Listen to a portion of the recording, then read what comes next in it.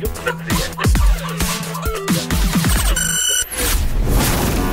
selamat sore Sobat Desa. Saat ini kita ketemu lagi di Pitalk Talk Show atau podcastnya Kelurahan Pangharjo. Pada sore hari ini sangat spesial sekali Sobat Desa. Dan seperti biasa bersama saya Rusada Atarik.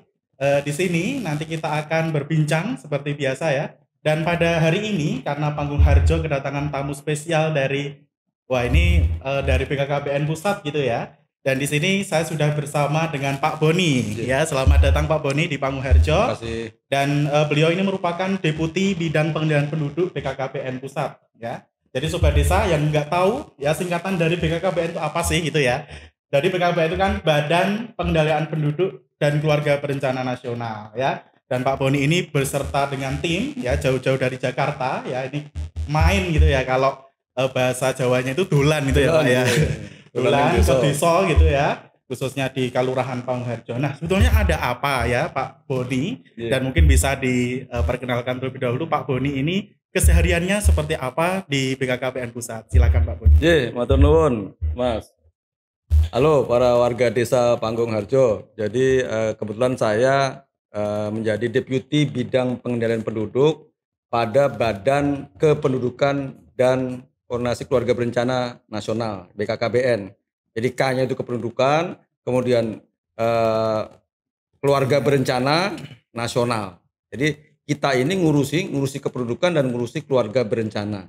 Program kami BKKBN adalah programnya Bangga Kencana yang terkait dengan kependudukan, keluarga berencana, dan juga pembangunan keluarga. Nah, maksud kami datang ke Desa Panggung Harjo adalah untuk menguatkan Desa Panggung Harjo menjadi kampung keluarga berkualitas. Sesuai dengan amanah Inpres nomor 3 tahun 2022. Oke, gitu. Baik. Jadi Sobat Desa, kalau tadi sempat disinggung tentang BKKBN dan tadi juga sempat Pak Boni menjelaskan tentang kampung berkualitas gitu ya Pak. Kampung keluarga keluarga berkualitas. Ya. Itu bukan lagi beda lagi dengan kampung keluarga berencana gitu ya Pak ya? Beda. Oke, itu bedanya apa Pak sebetulnya? Ya, baik. Kalau dulu singkatannya masih sama-sama kampung KB. Nah, kalau dulu itu kampung KB-nya singkatan KB-nya keluarga berencana, sekarang keluarga berkualitas. Nah, yang dulu keluarga berencana, kampung keluarga berencana hanya fokus bagaimana kita menjaga pengendalian ya kuantitas jumlah penduduknya. Jadi masuknya kepada penyuluhan agar anaknya tidak banyak, agar keluarga berencana lebih bagus. Nah, sekarang keluarga berkualitas. Jadi tidak hanya unsur keluarga berencana saja, tapi sudah berbagai macam fungsi-fungsi dari keluarga. Ada 8 fungsi keluarga di sana. Itu dari sosialnya, ekonominya, pendidikannya, keagamaannya, lingkungannya, semuanya. Sehingga harapan kami tidak hanya ngurusi keluarga berencana saja, tapi mengurusi keluarga yang lebih berkualitas begitu. Oke, jadi penegasannya ya atau penekanannya itu perbedaannya bukan di singkatannya gitu ya, tapi kegiatannya, bentuk kegiatannya gitu. Lalu sebetulnya apa Pak kegiatan dari peningkatan kualitas keluarga tadi ya, dari hanya yang tadinya mengurusi keluarga berencana saja berubah menjadi keluarga berkualitas. Itu apakah mencakup semua fungsi atau kegiatan yang ada di kampung KB itu? Ya, baik. Jadi untuk mudahnya suatu keluarga berkualitas itu apa sih yang menjadi patokannya ya? Apa sih keluarga ini berkualitas seperti apa? Satu, sudah jelas kalau keluarga tersebut ya rukun-rukun saja. Makanya salah satu contohnya adalah indikatornya kampung itu tidak ada perceraian atau perceraiannya rendah. Itu berarti keluarganya berkualitas di situ. Lalu kedua, ya penduduknya terjaga kuantitasnya. Oleh karena itu kepesertaan KB-nya pun juga harus dijaga. Gitu. Memang sekarang kalau dulu kan 2 anak cukup, laki perempuan sama saja.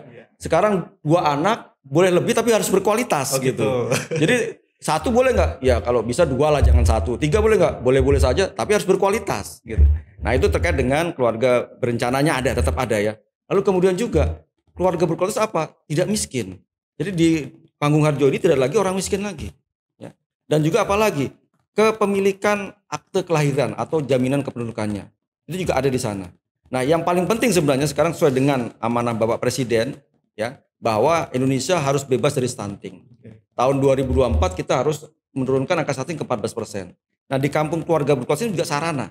sarana bagi kita untuk menggiatkan program konvergensi penurunan stunting bukan hanya 14% saja. Kalau bisa di kampung keluarga berkualitas itu anak stuntingnya malah 0. Ya, jadi itu yang harus kita lakukan di kampung keluarga berkualitas begitu. Baik, jadi tidak hanya keluarga berencana tetapi juga kegiatan pendidikannya gitu ya, masuk Pak, juga peningkatan ekonomi, ya masuk kan? Juga warganya itu seperti apa. Baik, kemudian stakeholder apa saja atau siapa saja Pak yang diajak ya dalam bermitra, karena kan tidak bisa nih BKKBN sendiri ya tentunya, dan apa saja yang atau siapa saja yang perlu diajak dalam mensukseskan program keluarga berkualitas itu. Baik, menurut Inpres nomor 3 itu kami memang harus bersinergi dengan 16 kementerian dan lembaga di pusat, termasuk pemerintah provinsi dan juga pemerintah kabupaten. Jadi sekarang kalau dulu kampung KB itu hanya kerjaannya BKKBN, sekarang ada 16 kementerian lembaga di pusat yang ikut urun rembuk membangun desa. Nah, level di desanya bagaimana? Tentunya level desanya kita tarik ke kabupaten. Jadi kalau dulu yang ngurusi kampung KB itu hanya OPDKB saja, sekarang semuanya harus terlibat. Dinas pendidikan harus terlibat, dinas kesehatan harus terlibat. Sesuai kegiatannya dengan kegiatannya tadi. Udah 8 fungsi keluarga dan untuk meningkatkan semua sektor yang ada di sana. Termasuk juga urusan agama pun juga harus masuk juga di situ. Begitu. Angka perceraian mungkin juga karena agama juga gitu, kurang kuat imannya gitu kan. Ini contoh aja gitu ya. Tapi yang lain-lainnya juga harus terlibat semua. Nah, ini artinya apa? Artinya ini gotong royong bersama. Ya, tidak bisa suatu desa itu hanya ditangani oleh satu lembaga saja. Semuanya ikut di sana juga. Kemudian yang menjadi penting apa? Partisipasi masyarakat. Jadi kita punya ya Pokja Kampung Keluarga. Ini dari mana? Dari masyarakat. Masyarakat yang ikut juga di dalamnya. Jadi tidak serta-merta hanya menunggu saja dari program-program pemerintah pusat, pemerintah provinsi maupun kabupaten, tapi masyarakat di desa bisa menciptakan program-program tersendiri melalui Pokja Kampung Keluarga tersebut. Oke, luar biasa sekali ya Sobat Desa, dan ini ya di Pangungharjo sendiri sudah dilakukan ya Pak? Iya, sampun. Oke, dan artinya di Pangungharjo ini harapannya ya kalau tadi di spill tadi bukannya apa ya, biar angka perceraian juga tidak tinggi ya, kemudian macam-macam dari fungsi 8 keluarga yang ada itu bisa dikembangkan. Ya, dan tentunya ini dukungan dari BKKBN dan seluruh stakeholder yang nanti akan mengintervensi atau melakukan program itu bisa terlaksana dengan baik. Baik Bapak, terakhir ya harapan untuk Pangungharjo yang di sini sudah ada Kampung KB ya, tepatnya di Padukuhan Cabean Pak kalau di sini untuk mengembangkan lokus itu, dan ini akan di seluruh wilayah Pangungharjo juga harapannya nanti bisa terlaksana. Dan harapan untuk Pangungharjo apa Pak? Nah baik, ini tadi satu saya koreksi sedikit ya. Kalau kampung KB dulu memang duku. Oke. Kalau kampung KB yang sekarang, kampung keluarga berkualitas ini semua desa. Jadi tidak lagi lokusnya di duku, lokusnya di desa. Bukan hanya di satu duku saja, tapi satu desa. Semua. Nah, perbedaannya termasuk itu ya Pak ya. Iya. Jadi tidak lokusnya semua desa, sehingga partisipasi masyarakat lebih semua luas. Pedukuhan harus ikut berperan serta di sana. Harapannya tentunya kampung keluarga berkualitas di Pangungharjo ini yang jelas bebas dari stunting anak-anaknya. Bebas dari kemiskinan ekstrim, ya, perceraian menurun, kepesertaan KB-nya meningkat, gitu ya, kepemilikan akte kependudukan juga meningkat juga. Ya, dengan begitu harapannya betul-betul menjadi rumah yang nyaman bagi warga di desa Pangungharjo ini, dan penduduknya, keluarganya itu berkualitas. Bukan hanya saat ini saja, tapi juga sampai ke masa yang akan datang. Ngaten. Oke, baik, tepuk tangan dulu para penonton yang ada di studio. Ini kita juga podcastnya itu berada di rumah data kependudukan Pak. Iya, betul. Dan bentuknya seperti ini. Luar biasa ini. Saya juga senang yang melihat langsung, wah ada rumah data kependudukan di sini. Betul sekali. Dan ini podcast ini juga salah satu supporting ya Pak. Jadi dukungan untuk kita bisa menyuarakan gitu kaitannya dengan keluarga berencana, kemudian keluarga berkualitas. Dan juga di sini juga remaja-remajanya ini juga sudah ada PIK-R juga Pak di sini. Banyak sekali kelompok-kelompok remaja yang di situ persiapan bagaimana remaja itu merencanakan masa depannya dan sebagainya. Dan di situ langkah-langkah kami di Pangungharjo dan tentunya di bawah kepemimpinan Bapak Lurah kita, Bapak Apoteker Wahyudi Anggoredi, Sarjana Farmasi. Baik, Bapak Boni. Satu lagi boleh ya Mas? Satu lagi. Boleh. Ya, silakan Pak. Karena ini penting juga. Tadi sudah disebut remaja. Ya. Jadi memang kami juga punya satu program khusus untuk remaja ini. Karena remaja ini kan penerus bangsa. Ya, kita punya program genre namanya, generasi remaja. Betul. Ya. Kita punya juga duta genre. Duta genre ini kita lombakan sampai level nasional. Kita juga punya peak art tadi ya. Ada juga ya masyarakat yang informal, komunitas punya yang kita sebut dengan diskusi asik kependudukan, Dakdikduk. Itu masyarakat bisa ikut terlibat juga gitu berdiskusi. Tapi tentunya sasarannya adalah bagaimana remaja ini melek terhadap isu-isu kependudukan. Contohnya, tidak boleh menikah muda di bawah 21 tahun. Jadi untuk anak muda ini idealnya ya wanita itu 21 tahun. Laki-laki 25 tahun. Ini yang ideal untuk menikah begitu. Dan jangan lupa bagi calon pengantin kalau ingin menikah harus ikut aplikasi elektronik siap nikah siap hamil untuk dicek. Sudah siap belum dia untuk menikah? Sudah siap belum untuk hamil? Kalau seandainya belum siap untuk hamil tapi menikah, pakai KB dulu. Tunda dulu kehamilannya, disiapkan dulu ibunya untuk bisa hamilnya lebih terencana. Jadi intinya semuanya harus direncanakan. Sehingga berencana itu memang keren. Begitu. Oke, tepuk tangan dulu sekali lagi.